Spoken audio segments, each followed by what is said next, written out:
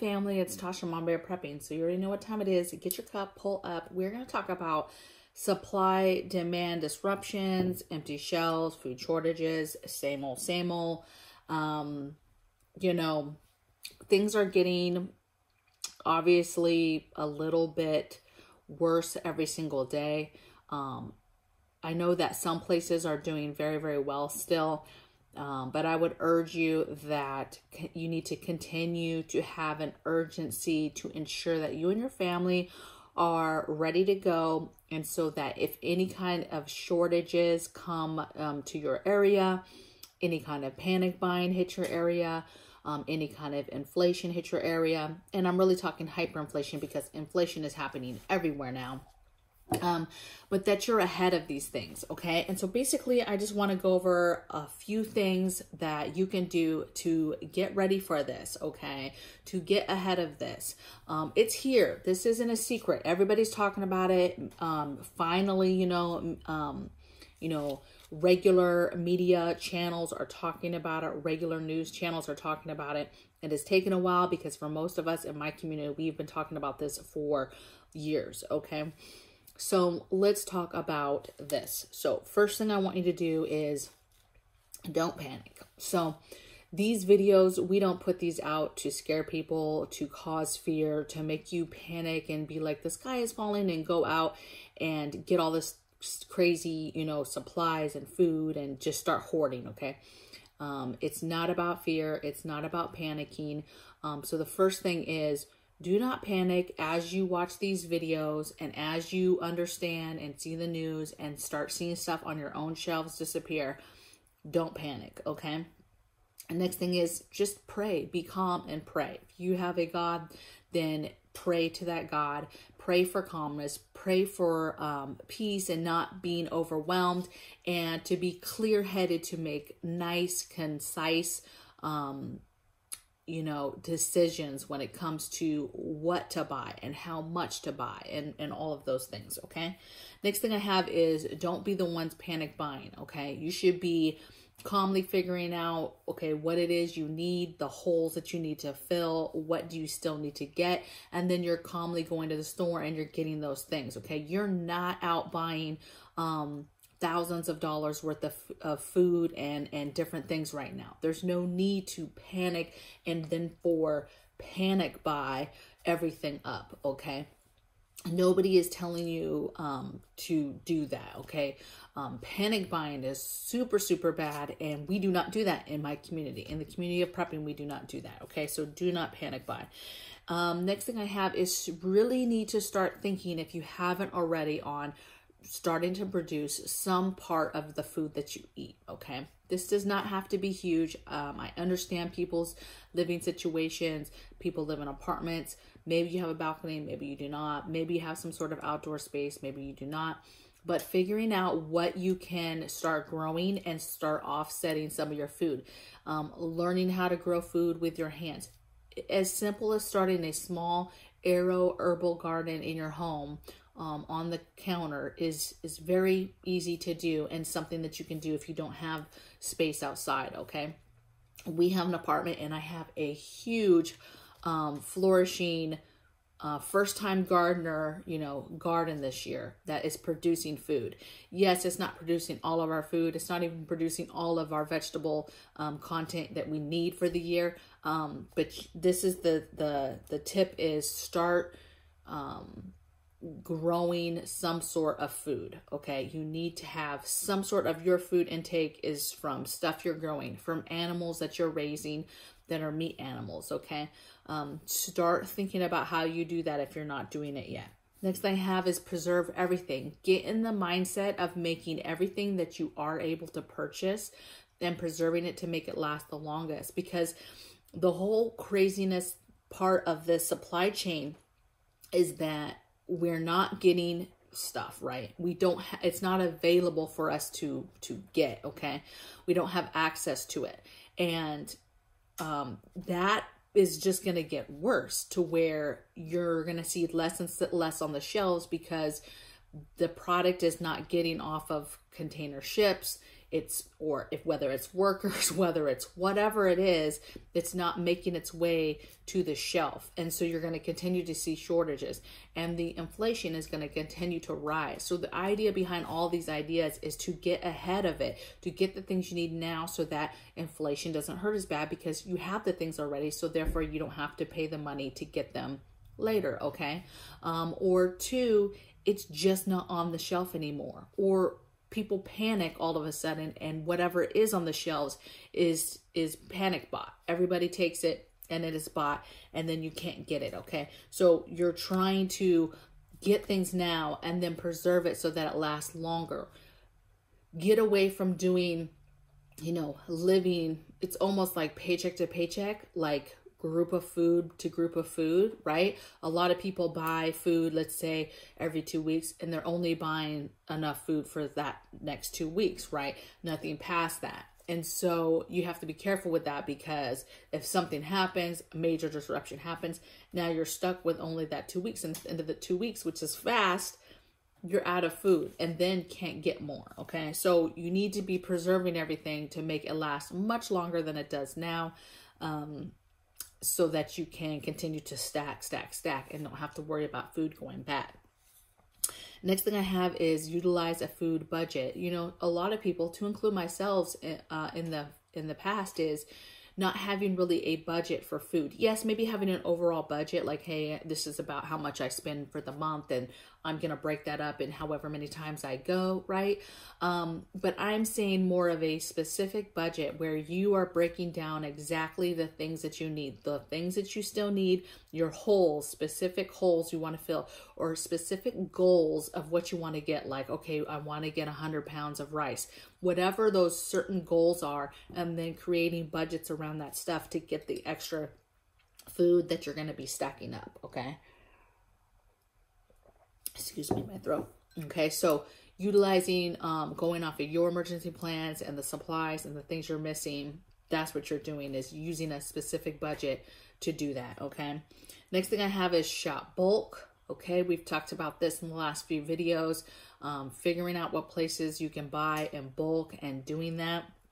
It saves you money, and then obviously stacking up in bulk before you know it, you really have a good backup. Shop local. So don't forget about your local entities, right? Local places to buy fresh meat, local farms, right? Local fruit stands, veggie stands, all those good things. Okay. So don't forget that, those types of places as we move forward with, you know, what's going on with our supply chain. Okay. Next thing I have is make a plan if you have not. The plan should consist of, this is like a food plan. I've done several videos. I'll make sure that I link them in the description box below, but figuring out which food plan works for you in regards to preparedness. There's several ways that you can do it. There's the 1-year stockpile plan that I personally use. You can do the 15-day plan, meal plan, or you can do the 3-step process. There's several ways that I do and advise, I guess, people to do when they're first starting to prep food and get that aspect together, starting their like pantry, their prepping pantry. So there's a lot of ways or ways that you can do this, and I'm going to link them so you can take a look. But you need to get your plan, which involves a menu plan, your ration plan. There's another part, and then your shopping plan. So basically, what's the menu? What's the shopping plan? Meaning, what do you still need? And then what is the ration plan once things really, really get bad and you have to tighten down to make whatever said food you have in your house last for as long as possible. So making your plan, those 3 things are part of that plan. And then the next thing is eliminating food waste. So again, you know, we're on the verge of global famine, okay? Major food insecurities. That was already a thing, but you have families who are not used to having food insecurities that all of a sudden are going to have them, and people are not going to be able to help them if there's not enough on the shelves for everybody, right? If people panic buy and take all that stuff that's left, or we just get to the point where there's not enough coming in, or it's way too expensive to afford it, okay? You're going to have families that might have the money, but they just can't, you know, for their own peace of mind, they cannot pay the prices that are being demanded of them to pay for some meat. And so decisions will be made by those families to not maybe have meat, okay? Or not as often, or not have a product they're used to having, okay? And so we have to really be thinking about, you know, eliminating our food waste, right? We're eating our leftovers. We're not overcooking and making big meals where we have a meal and then there's a ton left over and nobody eats it, okay? We've got to be very careful using our scraps for different things, right? For waste, for the garden, for animals, whatever, okay? And this is really with all things, right? And not being wasteful and being able to repurpose things. But in the spirit of we're talking about food in general right now, you need to be thinking about the importance of food and how you need it to live, and how we cannot just be throwing away food. I mean, think about your mom when you used to not want to eat your vegetables or something, and she's like, there's people starving in Africa or whatever, right? Like, that's the type of thing you need to be thinking about, is that there's people all around the world in our own country that don't have food. And here we are making way too much food, okay, because we're a bunch of fatties. And then we waste the food that is left over as if it's not good enough to eat, okay? So eliminate food waste in as many ways as you can, okay? And then the last thing is the obvious, and that's just continue to stack food, continue to take looks and do inventories of your pantries, and really figure out your menu plans and what is left to get. What are the things you're missing for the plan that you have put in place that is working for you and your budget, and fill those holes. Every single day I'm looking at stuff and I'm filling holes, okay? Nobody could possibly have everything. You're always going to be missing stuff, and you really have to take a hard look. I reorganized my pantry the other day, my everyday working pantry. I said, you know what, I'm going to go in there and just really organize it. Take my time, really organize the shelves to have certain canned foods on certain shelves, like very, very, very organized, right? In doing so, and it was full. This pantry was full, okay? So I literally took everything out and I reorganized how I had it listed and labeled, and really separated certain things that I kind of just had all jumbled together, right? Once I did that, first of all, there was so much open space in this pantry when I was done, you know, totally fussing over it to make it perfect. And then two, I could clearly see things that we really liked that were lower, right? I didn't have that much in the working pantry. This isn't all encompassing, right? But in our working pantry, we definitely had holes of things that we really like. And you could tell because they're on a very serious regular rotation, okay? And then I saw things that I was like, okay, I don't need to get that anytime soon. Like, stop buying that. Don't get any more. And so that's what I mean by really taking a look at stuff. Really retake a look at your expirations. I know a lot of people have expirations and do rotate it, but a lot of times stuff gets away from us, and we might have it labeled and all that, but then, you know, you keep buying groceries, and stuff just gets buried, and you just don't realize that you have stuff that needs to be towards the front or whatever, okay? And I get it. Some people have this down to a T, but I'm telling you, most people don't, okay? Most people do not organize it down to a T perfectly like that, pull everything forward, put everything in the back. Not everybody does that, okay? I would argue that very few actually do that, okay?